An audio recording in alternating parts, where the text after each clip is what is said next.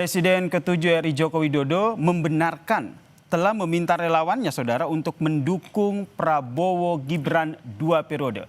Arahan itu menurutnya telah disampaikan sejak lama. Jokowi hari ini menegaskan pernyataan relawan Bara JP yang menyebut mendapat perintah tersebut. Pernyataan Jokowi ini pun muncul di tengah isu merenggangnya Prabowo Jokowi usai sejumlah orang dekatnya seperti Budi Ari terkena gelombang reshuffle Prabowo saudara. Lalu apa yang bisa dibaca dari pernyataan Joko Widodo ini saudara? Kita bahas bersama dengan Wakil Ketua Umum Relawan Bara JP, Bang David Pajung yang telah bergabung bersama kami di Kompas Petang di studio. Dan saya sapa melalui sambungan Zoom ada Direktur Eksekutif Carta Politika, Mas Yunarto Wijaya. Mas Toto, selamat petang Mas Toto. Selamat petang, Bang David. Sore, Mas Toto. Saya ke Mas Toto dulu nih sebagai analis politik. Dari timeline dinamika politik yang terjadi ya, kita mengacunya dari situ. Apakah ini menurut Anda, apa yang Anda baca dari penegasan Joko Widodo yang bilang bahwa ingin mendukung Prabowo Gibran 2 periode? Ya, saya tadinya berharap dengan ditangkapnya Noel, lalu kemudian dipecatnya Budi Ari sebagai 2 perwakilan dari relawan yang menggunakan nama Jokowi ya. Pak Jokowi menyerukan dan memerintahkan kepada relawannya untuk menjaga integritas, untuk bekerja dengan baik, untuk bisa menyokong secara kapabilitas bagaimana pemerintahan Prabowo Gibran bisa berlangsung dengan baik. Bukan bicara tentang konstelasi kekuasaan. Terus terang saya agak kaget.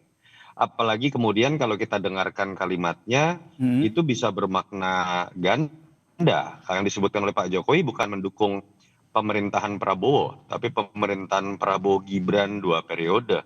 Dan artinya ini kan tidak salah kalau ada yang menangkap Pak Jokowi selain berbicara mengenai dukungan terhadap Presiden Prabowo, tapi juga sedang mendukung anaknya dan ingin kemudian mempertahankan kekuasaan anaknya.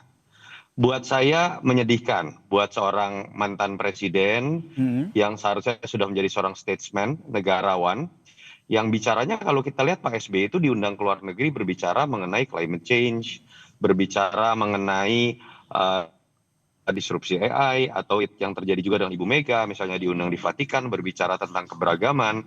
Ini yang menurut saya sangat disayangkan dari seorang mantan presiden 2 periode yang kita harapkan ada pada tahapan seorang negarawan, tapi kemudian masuk kepada wilayah perbincangan mengenai elektoral, transaksi kekuasaan, dan catatan terakhir menurut saya paling penting buat teman-teman relawan.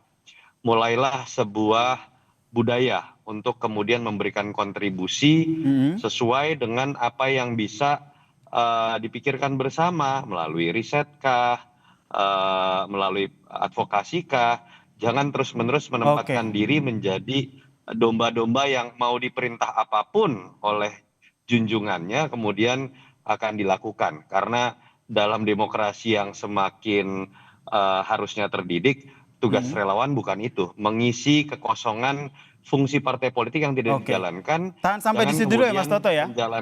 Ya, kira-kira karena saya ingin minta tanggapan langsung nih dari Bang David. Tanggapannya gimana tadi serta apa yang tadi menjadi pesan dari Mas Toto? Ya, oke, makasih Mas Toto dan Mas Yasir. Jadi gini, mungkin diksi-diksi yang dibangun Mas Toto ini terlalu negatif ya. Misalnya apa saja tuh diksinya? Ya seperti tadi misalnya pengabdi pada junjungannya apa segala macam. Mungkin yang perlu kami sampaikan pertama gini. Hampir semua relawan-relawan Jokowi ini memang menempatkan Jokowi sebagai pembina utama relawan ya. Baik ketika beliau sebelum menjadi presiden ya, sebelum saat menjalani kepemimpinan presiden dan turun sebagai seorang presiden itu beliau tetap punya kedudukan di relawan sebagai pembina utama termasuk kami di Bara JP. Nah sebagai pembina utama ini tentu ada percakapan-percakapan diskursus yang terbangun dengan lembaga-lembaga atau relawan-relawan yang dibinanya itu termasuk Bara JP sendiri dalam perbincangan baik yang sifatnya bagaimana berkontribusi pada pemerintahan Prabowo Gibran maupun hal-hal yang mungkin bersentuhan dengan proyeksi-proyeksi kontestasi politik ke depan. Nah, yang dikutip media kan yang termasuk apa yang disampaikan Mas Toto tadi ini soal kemungkinan kontestasi politik atau Pilpres 2029 dan nggak ada yang salah yang disampaikan Pak Jokowi. Soal kita diinstruksikan mendukung pemerintahan Prabowo Gibran itu kan karena Pak Jokowi sangat sadar bahwa pemerintahan presiden dan wakil presiden itu satu paket utuh yang nggak boleh dipecah di tengah jalan, karena ketika dipecah di tengah jalan itu akan menimbulkan gejolak-gejolak bom waktu politik yang membuat energi bangsa ini akan hilang, capek mengurusi dinamika politik yang lepas dari kontrol. Sehingga maksud baik dari Pak Jokowi adalah tolong dibantu program-program pemerintah Prabowo Gibran sampai selesainya ya. Kalau 2 periode ini kan kita lihat dinamika ke depan. Tetapi bahwa kalau memungkinkan 2 periode diterima oleh rakyat dan direspon positif oleh masyarakat, maka nggak ada pilihan lain selain mendukung 2 periode Prabowo Gibran. Karena apa? Hanya Prabowo Gibran sampai hari ini yang senafas, sevisi dengan nawacita dan astacita. Oke, Bang ya. David. Tadi juga Anda menyatakan bahwa ada yang ingin memecah begitu. Emang siapa ini dari Barajp sendiri melihat siapa yang ingin memecah? Loh, sekarang gini, isu-isu ijazah Jokowi, lalu kemudian seminggu terakhir ini polemik oleh satu oknum saja, Pak Suban, yang mengangkat atau menggugat keabsahan ijazah seorang Gibran itu. Ini kan bagian dari langkah-langkah politik untuk bagaimana mendelegitimasi pemerintahan 2-in-1 Prabowo Gibran ini untuk menyasar pada seorang wakil presiden. Padahal ini kan duet 2-in-1 yang nggak bisa ini harus finish untuk bagaimana mencapai Indonesia Emas 2045. Itu kepentingan Pak Jokowi adalah Indonesia Emas di bawah kepemimpinan Prabowo Gibran itu harus tercapai demi kebaikan bangsa ini, demi kesejahteraan rakyat Indonesia. Itu maksud positifnya. Berarti yang dimaksud juga dengan apa yang disampaikan oleh Joko Widodo ini juga sekaligus membantah bahwa hubungan Prabowo dan juga Jokowi ini tengah renggang begitu ya? Benar sekali. Jadi sebenarnya juga kalau bisa diinterpretasi dari pernyataan Pak Jokowi ini bahwa sebenarnya nggak ada masalah.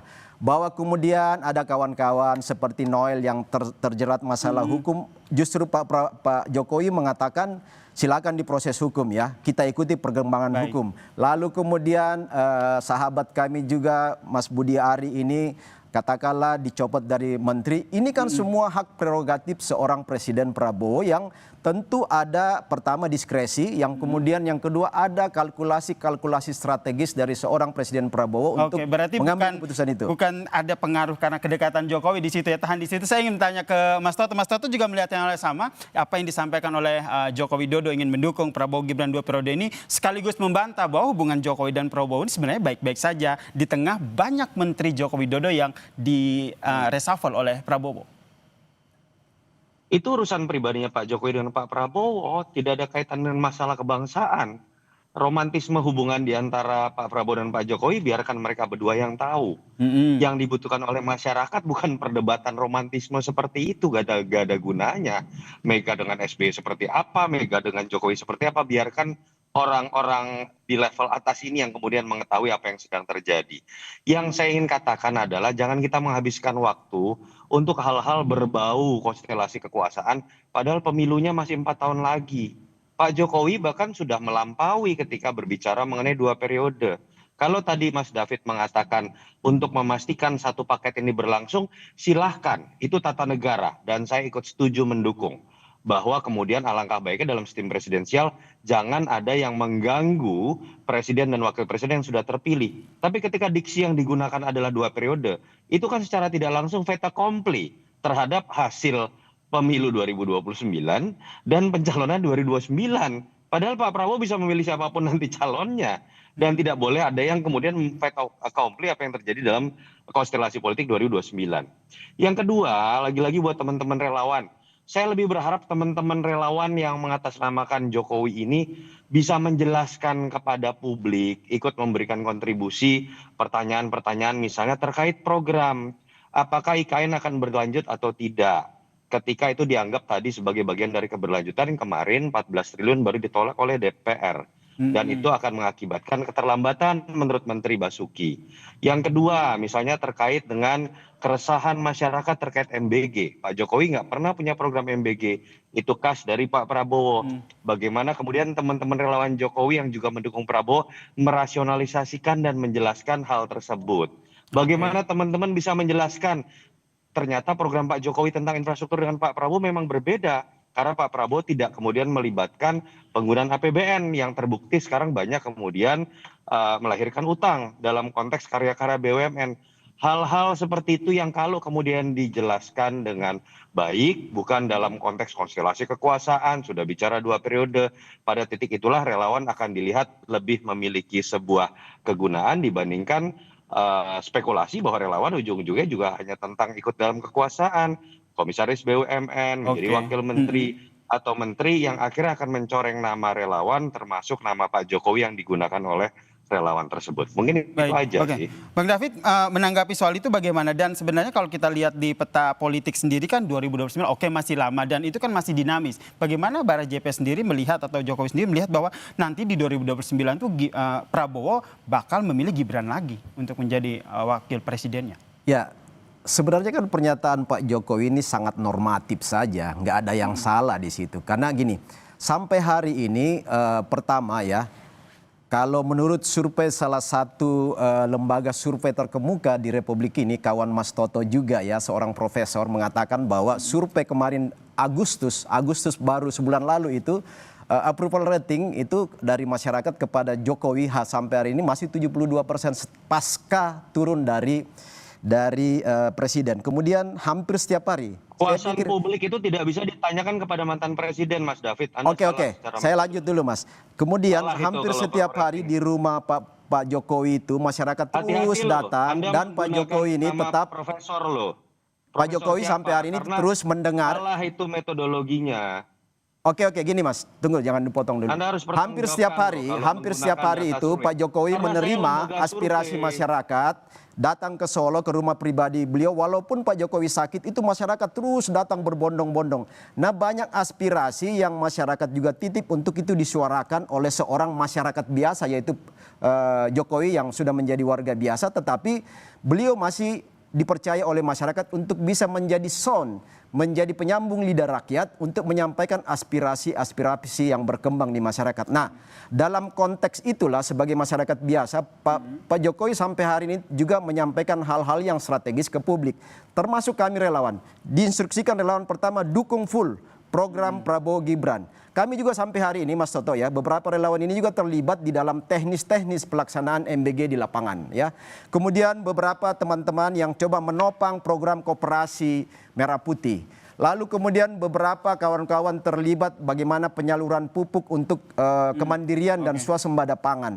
Nah, ini semua program-program kerakyatan Pak Prabowo Gibran yang harus ditopang oleh relawan karena relawan ini punya basis massa di akar rumput. Berarti tidak hanya menyoal soal mengurusi Prabowo Gibran yang 2 periode, tapi program-program pemerintah juga tetap dikawal ya. Itu soal 2 periode, soal 2 periode Mas Yasir, itu hanya satu titik ya hanya satu dari titik. Perbincangan besar strategis antara relawannya dengan Pak Jokowi sebagai pembina kami. Oh, itu yang kita bungkus. Terakhir ke Mas Toto. Mas Toto melihatnya kalau ke depannya ini jadi gimana nih kekuatan dari relawan sendiri, apakah masih punya power begitu untuk di 2029 nanti? Singkat saja Mas Toto. Menurut saya kalau apa yang kita lihat terjadi dalam beberapa tahun terakhir ya, terkait dengan relawan kemudian sering mendapatkan jatah komisaris BUMN, lalu kemudian bahkan ada yang mendapatkan masalah terkait integritas. Menurut saya sudahlah, jangan lagi gunakan istilah relawan. Itu akan menjadi budaya yang tidak baik buat demokrasi kita, mencoreng nama dari tokoh yang kemudian dilekatkan pada nama relawan itu masuk saja ke tim ses. Tugas relawan kalau ingin menempatkan dirinya menutupi kekosongan yang dimiliki oleh partai, pertama, jangan menempatkan tokoh lebih gila dibandingkan kader partai. Problem dari Indonesia dalam demokrasinya adalah demokrasi kultus. Menempatkan seakan-akan bahwa tokoh tertentu itu bisa menyuruh kita melakukan apapun. Mau lompat ke sungai, ikut ke sungai. Mau menabrak konstitusi. Relawan seharusnya menjadi pihak yang bahkan bisa memberikan feedback. Ketika tokoh yang didukungnya mulai melakukan hal-hal yang harus dikritik. Itu saja menurut saya. Oke. Saya respon dikit ya. Oke, singkat saja ya, Ya Mas. singkat aja. Jadi gini, relawan ini kan representasi atau yang mampu mengartikulasi dan mengagregasi semua aspirasi masyarakat grassroots Baik. yang tidak tersentuh oleh partai politik. Baik. Sehingga itulah kepentingan relawan untuk bagaimana menjadikan Baik. komunitas masyarakat ini memberi kontribusi bagi hal-hal positif, Oke. bagi konstruksi kebangsaan kita. Dan itu relawan menjadi penyambung lidah masyarakat Baik. dengan pemerintah. Saya pikir Konsisten itu. seperti itu, Baik. jangan ikut berebut kekuasaan. Baik, Mas dan juga Toto, jangan Mas David, ini karena Itu kita saran dari keterbatasan saya. waktu, Terima kita kasih. harus mengakhiri perbincangan kita. Yang jelas nanti kita akan diskusi lagi terkait dengan bagaimana Jokowi meminta relawan untuk memberikan dukungan Prabowo Gibran 2 periode. Terima kasih Mas Toto, terima kasih Bang David Terima kasih. telah bergabung Terima bersama kasih. kami di Mas Kompas Toto, Petang. Salam terima kasih. sehat semuanya. Thank you.